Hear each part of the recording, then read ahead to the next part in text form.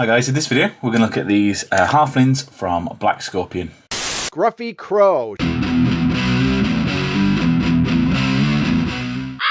So if you aren't already aware of Black Scorpion, they do a fairly large range now of resin miniatures, usually one piece, and they use quite a nice resin. It's got a bit of flex to it, though I have broken a couple of ankles before. And they cover pirates, cowboy stuff, a bit of Blood Bowl, and they've started branching out into fantasy stuff. The models tend to be a little bit finer detailed than other manufacturers. Here are some of the pirates that I've part painted. This guy's finished, and they're quite fun to paint, mostly because they've got quite deep detail. Here's another one. This was a Salute exclusive, I believe, or at least it's a limited run, I believe.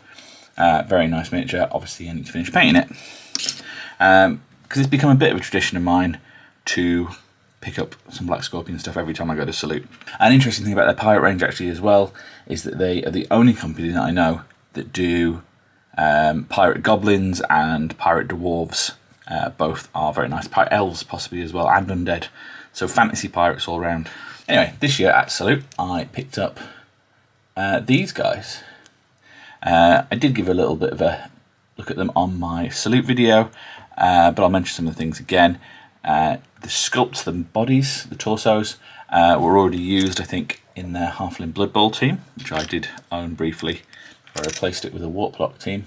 They're still very nice sculpts, and there's obviously nothing particularly Blood Bowl-y about them. In fact, maybe they made these first and turned them into a Blood Bowl team, I don't know. They've got all the sort of high level of detail that I would associate with a Black Scorpion miniature normally, and they're going to take a relatively small amount of cleanup. Obviously we've got some sort of vents and stuff like that, and under here,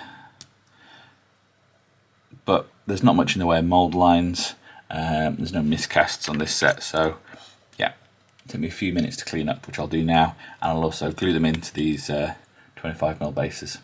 Okay, that only took a couple of minutes. Quick squiz around with the old scalpel there. I'm now gonna just do my normal recipe of a little bit of PVA and some bird sand before I get these guys undercoated. Okay, and there's the sand on, and so the glue's mostly dry at the moment. Just removing any bits of sand from anywhere we don't want it, like on their feet or on the edge of the base. And I lost a few video clips in the middle there, but I wasn't really going to cover the painting on these guys anyway, seeing as it's just the same greens and yellows that I used on the rest of my army.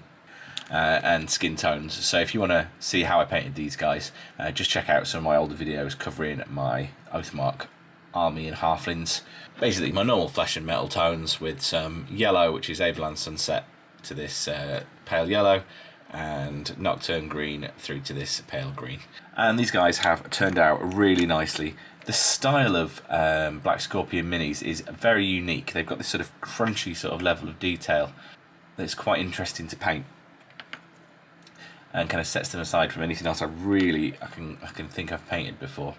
But I think they've painted it real nice, and they've got quite a nice level of detail to paint. You could probably put more work into them than I did, but yeah, I think they've come out alright. So now we've got them all painted up, I'm going to take a look at them next to some of the other halflings in my army.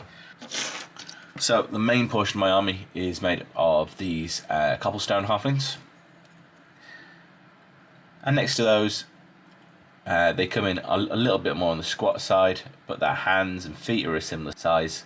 So they scale alright, I would say. Bearing in mind that I've got these guys more or less flat to the base, so yeah, they actually fit in quite nicely with those. I said the only thing that really doesn't quite fit is because these guys have got a bit more of a medieval look, whereas these guys have got a little bit more sort of dark agey. And then we've got some Lord of the Rings halflings here, and once again they're a little bit chubbier, they're a very similar height, and this is probably the closest fit. So this is a Midland Miniatures halfling, very close fit for both build and sort of dimensions. I said these also fit quite nicely with the cobblestone ones. So, and then this girl's from Alternative Armies, and yeah, they're a little bit shorter than her. But in general, I think they're going to fit in sort of with the rest of my army, and you're not really going to sort of notice too much. And I am going to have a kind of spear unit, which this guy's part of. I think that's probably the biggest contrast between the two. But I think once we're there in a whole unit of different sort of shaped and sized guys, these guys just look that little bit chubbier and more armoured maybe. Even though they are fairly different styles of halflings all in all. But that comes back down to my sort of hobbits versus halflings sort of theory. Almost like they're subspecies. All in all, beautiful minis, joy to paint, and if you like the look of them, check out Black Scorpion. They have some pretty cool stuff.